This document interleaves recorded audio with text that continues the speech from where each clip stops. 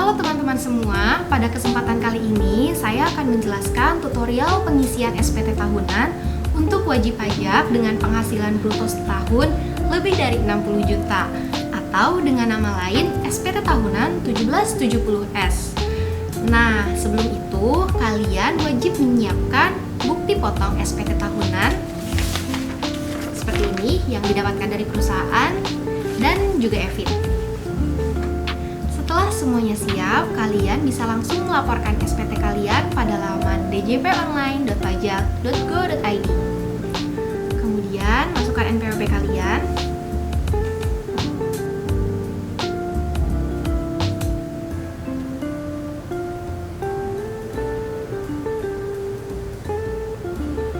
Lalu masukkan kata sandi yang telah kalian buat.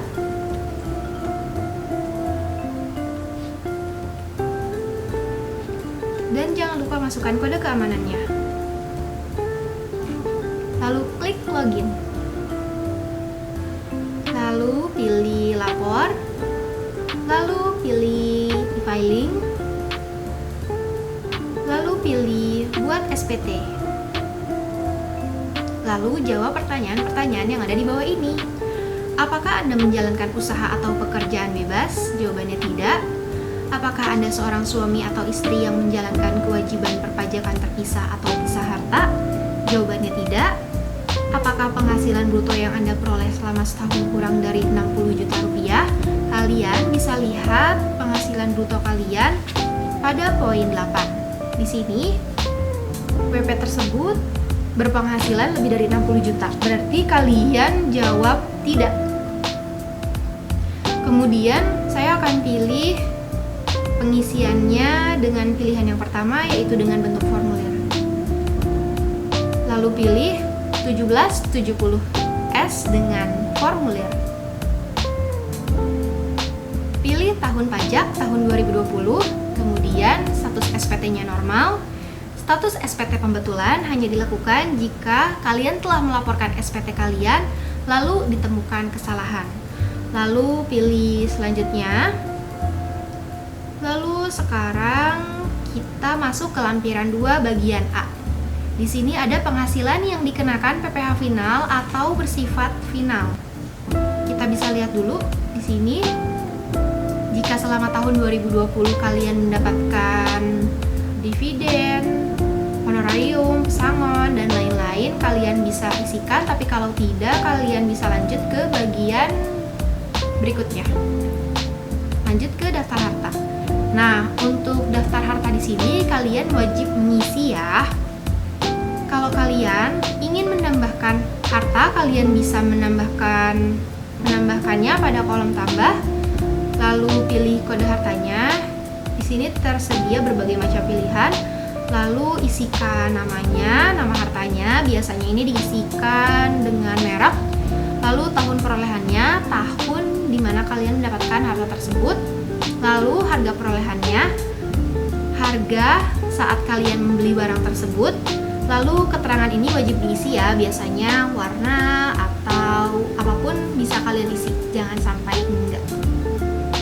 Karena harta saya tidak ada yang ingin ditambahkan, saya lanjut ke daftar utang. Nah, jika kalian pada tahun 2020 memiliki utang, kalian bisa klik tambah. Seperti pengisian harta tadi, di sini ada kode utang, ada pilihannya. Lalu ada nama pemberi pinjaman, misalkan dari bank apa. Lalu alamat pemberi pinjamannya. Nah, diisikan juga tahun peminjamannya, kapan kalian meminjam uang tersebut, lalu sejumlah berapa, lalu tinggal klik simpan. Karena kebetulan tidak punya hutang, jadi lanjut ke bagian D, yaitu daftar susunan anggota keluarga. Karena di sini WP berstatus TK0, berarti ia tidak memiliki tanggungan. Poin D ini bisa ditambahkan apabila WP berstatus K1, K2, atau K3, atau WP yang sudah menikah dan memiliki anak. Kita lanjut. Nah, kita masuk ke bagian lampiran 1. Di sini ada bunga, royalti, sewa, hadiah, dan penghasilan lainnya. Apabila selama tahun 2020 kalian mendapatkan penghasilan tersebut, kalian bisa isikan di sini. Tapi kalau tidak, boleh lanjut ke bagian B. Di bagian B ini ada penghasilan yang tidak termasuk objek pajak. Kalau selama tahun 2020 kalian mendapatkan penghasilan yang tidak termasuk objek pajak ini, kalian boleh isikan. Tapi kalau tidak, bisa lanjut ke bukti potong. Nah, bisa lanjut ke bagian daftar pemotongan. Di sini kita klik tambah, lalu kita pilih jenis pajaknya, pasal 21, kemudian kita isikan NPWP pemotong. Bisa dilihat pada lembar SPT ini di bagian paling atas, yaitu NPWP perusahaannya, kita isikan.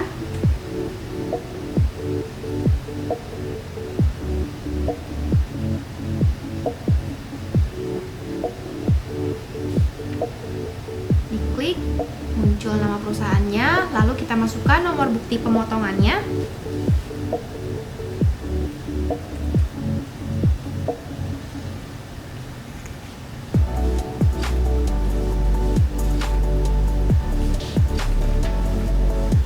Masukkan tanggal bukti pemotongannya. Di sini bisa dilihat di halaman paling bawah ya, yaitu tanggal 4 Januari tahun 2021. Lalu kita isikan jumlah PPh yang dipotongnya, bisa kita lihat pada poin 20. Oke, setelah semua selesai, kita klik simpan. Lalu kita bisa klik selanjutnya. Oke, masuk ke bagian induk. Di sini WP berstatus TK0, berarti pilih tidak kawin.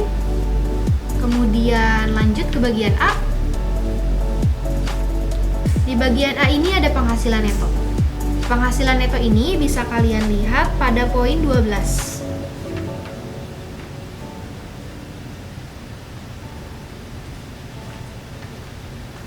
Nah, apabila selama tahun 2020 kalian mendapatkan penghasilan neto luar negeri, kalian bisa isikan di poin 3 ini. Dan apabila selama tahun 2020 kalian pernah membayar zakat atau sumbangan keagamaan pada lembaga zakat nasional seperti Basnas atau dompet duafa, kalian bisa juga masukkan di poin 5 ini ya. Tapi kalau tidak ada, kita bisa lanjut ke bagian B. Di sini PTKP-nya tidak kawin 0, sudah sesuai. Kemudian kita cek juga nih bagian 8-nya. Sudah sesuai atau belum dengan yang ada di SPT. Kalau di SPT kita cek di nomor 16 ya. Ini sudah sesuai, kita bisa lanjut ke bagian C. Nah, di PPh terutang ini jumlah PPh terutangnya itu kita samakan dengan yang ada di lembar SPT pada poin 20. Di sini sudah sesuai, kita bisa langsung lanjut ke bagian D. Nah, ini kredit pajaknya kita bisa langsung skip saja ke bagian E. Nah, di sini keterangannya sudah nihil ya, berarti sudah aman. Kita bisa lanjut ke bagian F. Di bagian F ini tidak ada, kita langsung lanjut aja ke bagian pertanyaan. Kalau dirasa selama pengisian tadi datanya sudah benar, kalian bisa langsung lanjut klik setuju. Tapi apabila ada yang masih ragu, kalian bisa cek dari awal lagi ya. Di sini saya rasa sudah benar, kemudian saya pilih setuju, lalu kita klik selanjutnya. Lalu masuk ke status SPT. Status SPT-nya di sini sudah nihil ya. Kemudian catatannya sudah lengkap. Itu artinya sebentar lagi pengisian SPT ini sudah selesai. Tapi sebelum itu kita ambil kode verifikasinya terlebih dahulu. Kita klik di sini. Saya mau kirimnya melalui email. Klik OK. Kalau tidak berhasil, bisa dicoba lagi. Klik di sini.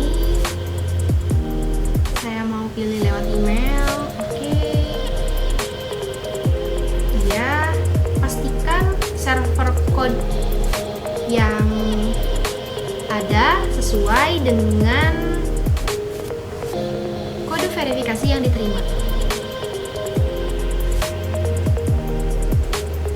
Tinggal kita copy, kemudian kita salin, lalu kita klik kirim SPT. Sudah selesai, kita klik puas. Nah, di sini bisa dilihat BPE-nya. BPE ini adalah bukti penerimaan elektronik. Itu artinya pelaporan SPT Anda sudah selesai. BPE ini nantinya akan dikirimkan juga melalui email kalian. Tapi kalau kalian sudah cek email tapi bukti penerimaan elektroniknya ini belum terkirim juga, kalian bisa klik gambar pesawat yang ada di tengah ini. Oke, kalian cek email kalian. Nah, BPE sudah diterima. Itu artinya pelaporan SPT tahunan kalian sudah selesai. Demikian tutorial pengisian SPT tahunan melalui e-filing. Semoga dapat bermanfaat dan membantu kalian dalam proses pelaporan SPT tahunan kalian. Terima kasih.